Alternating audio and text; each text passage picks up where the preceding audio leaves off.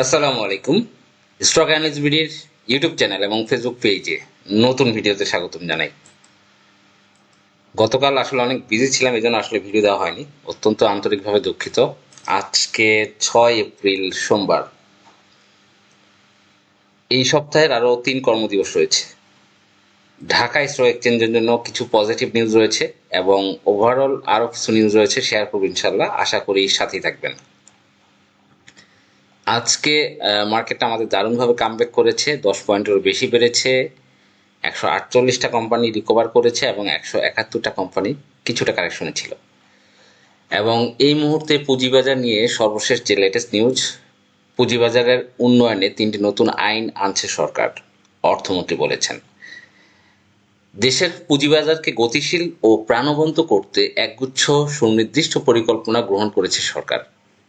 পুঁজিবাজারকে দীর্ঘমেয়াদী অর্থায়নের মূল উৎস হিসাবে প্রতিষ্ঠা করতে আইনি সংস্কার, পণ্যের বৈচিত্র্য আনা এবং স্বচ্ছতা নিশ্চিত করতে কাজ করছে সিকিউরিটি অ্যান্ড এক্সচেঞ্জ কমিশন। তো যাই হোক, নতুন বিধিমালা এবং আইন প্রণয়নের কাজ চলছে।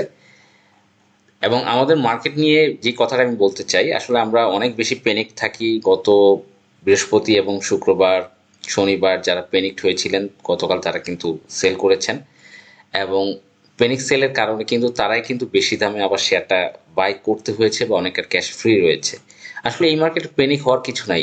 যুদ্ধ রাশিয়া ইউক্রেন হয়েছে, এখন চলছে যুদ্ধ, থেমে যাবে ইনশাল্লাহ। কিন্তু আপনি প্যানিক হইলে আপনি লস করবেন। এই মার্কেটে প্যানিক হওয়ার কিছু নেই। আপনার শিবলি রুবায়ত স্যারের একটা কথা আমার খুব মনে পড়ে যে আসলে শেয়ার কিন্তু কোনো কাঁচামাল না যে আজকে কিনলেন কালকে পচে যাবে। অনেকেই প্যানিক হয়ে সেল দেয়, বাসায় বউর সাথে ঝগড়া লাগলে হোক বা কারোর উপর রাগ করে হোক বা কোনো যুদ্ধের প্যানিক নিয়ে হোক বা অস্থিরতা নিয়ে হোক, সব কিছু চলে এই শেয়ার বাজার। সকালবেলা ঘুম থেকে উঠে শেয়ার সেল করো আগে। এই জিনিসটা আমি বুঝি না। আমাদের দেশে বিনিয়োগকারীদের এই একটা আমি প্রবণতা দেখেছি যে আসলে সবাই তো ডিজিট লেনদেন করে, বললেই সেল হয়ে যায়, বাই হয়ে যায়। এই জন্য আসলে এই বিষয়টা বোঝে না যে পেনিক হওয়ার এই মার্কেটে কিছু নেই। মার্কেট রিকভারি করবে, ঘুরে দাঁড়াবে ইনশাল্লাহ, এবং সময় দিতে হবে। আমরা দেখেছি গতকাল পেনিক সেলের কারণেও 512 কোটি টাকা লেনদেন হয়েছে আমাদের মার্কেটে। তার আগে কিন্তু 719 কোটি টাকা লেনদেন হয়েছে। লেনদেনের পরিমাণ ভালো, 500 কোটি 600 কোটির দিকে কিন্তু চলছে, যেইটা আমাদের গত ডিসেম্বরে নির্বাচনের আগে 300 কোটিতে ছিল এবং একটা ভয়ানক পরিস্থিতি ছিল, আপনারা জানেন। তা সেই তুলনায় যুদ্ধ হয়তো থেমে যাবে, বেশি দিন লাগবে না, আমারও যেটা বিশ্বাস ইনশাল্লাহ। কিন্তু এই প্যানিক হয়ে আপনি সেল করলে আপনি লস করলেন।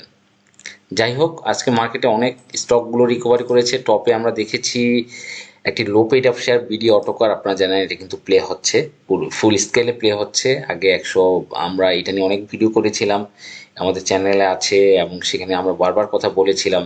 আপনারা জানেন যে আমার কোন একটা স্টক যদি মানে আমি যে ভিডিওগুলো দিই, কোন স্টক ইনস্ট্যান্ট প্লে করে, কোনটা একটু ডিলে করে, এই তাই বুঝে আপনি ভাববেন না যে এটা শেষ, এটা প্লে করবে না। এই যে বিডি অটোকার, কেএনকিউ, রহিম টেক্সটাইল, স্টকগুলো প্লে করতে দেরি করেছে স্মার্ট মানি, কিন্তু আমি তো আপনাদেরকে অনেক আগে দিয়ে দিই। অনেক গত বছরের আপনার চিন্তা করে দেখেন, বিডি অটোকার কিন্তু কখন দিয়েছিলাম, 120 টাকার দিকে দিয়েছিলাম। আমার ভিডিও রয়েছে আগস্টে বা তার আগে, আগস্টে মেবি, যেটা প্লে হবে। এরপর আর প্লে করেনি পার্টি। সাধারণ বিনিয়োগের অতিরিক্ত ঢুকে যায়, একটু কারেকশনে ছিল, এখন কিন্তু আবার ফুল স্কেলে প্লে করছে। কেএনকিউ আপনারা দেখেছেন প্লে করেছে। আগামীকাল লোপিডের একটা টার্ন থাকার পসিবিলিটি খুবই বেশি। আমাদের যে অ্যাটলাস বাংলা জানেন, এইটার কিন্তু ইপিএস ডিক্লেয়ার করবে বুধবারে। আপনার এটা হচ্ছে বুধবারে 8ই এপ্রিল। এখানে মিটিং করেছে কোয়ার্টার 3, 8 এপ্রিল দুপুর 3টায়। এটার হচ্ছে কোয়ার্টার 3 ইপিএস দিয়ে দিবে, যেহেতু এপ্রিলে জুন ক্লোজিং স্টকগুলোর ইপিএস দেয়। অত্যন্ত লোপেড একটা স্টক এবং আরএসআই অনেক কারেকশন হয়েছে, এখন থেকে বাউন্স ব্যাক করার পসিবিলিটি রয়েছে। আগামীকাল স্টকটার হল্ড রেট হচ্ছে 73 টাকা 80 পয়সা। আমরা আগামীকাল একটা হল্ট আশা করতেই পারি ইনশাল্লাহ। দারুণভাবে কামব্যাক করেছে। এবং এই স্টকটার সবচেয়ে বড় ব্যাপার হলো তারা কিন্তু ইলেকট্রিক বাইক চায়না থেকে এনে এই সেল করছে এবং ইপিএস গুলা quarter 1, quarter 2 EPS, net operating cash flow দারুণভাবে রিকভার করছে।